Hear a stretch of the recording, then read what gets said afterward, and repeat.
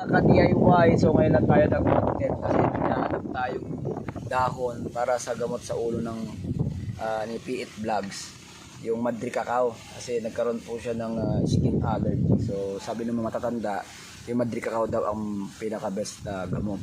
So naghahanap kami dito. So nandito na ako. Dito kami sa bukid, oh.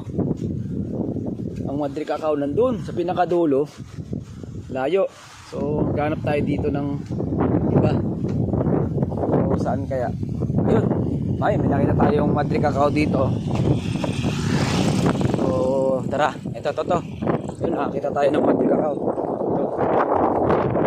So ito yun. So yan guys, nakita tayo ng Madri Cacao. So buti meron pa ditong tumubo, oh. So okay, may kasama pang alugbati mga guys. Ayan. Buka tayo ng konti kasi magagamit pa yung iba dito, eh. Ayan. Kung sino pong may-ari dito, hingi lang po kami Madri Cacao, ha. Eh, mauulit pa rin po ito, no. Sana tumubo ka pa ulit. Magtingin nga tayo ng sanga. Tingin tayo ng sanga niya. Ito po. Sanga. And guys, yan muna. Hindi natin na sisira. Kasi konti lang muna. So guys, ito, Madri Cacao sa mga may kasaramdaman sa mga skin. Napakabisang gamot po to kahit sa hayop.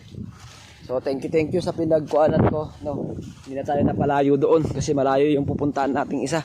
So yan guys, tara na. Dahil na ipunta doon kay tatay ito kay Piit Vlogs kasi meron siyang karamdaman ilang araw na kaya wala siyang content. So mga guys, let's go. Uwi na tayo. Bossing, ka-DIY, nandito na tayo. Tingnan natin yung gamot ni tatay, yung Madri Cacao, si Piit Vlogs. So kawawa naman, may karamdaman. Kaya hindi po siya naka-content. So yan siya, yun.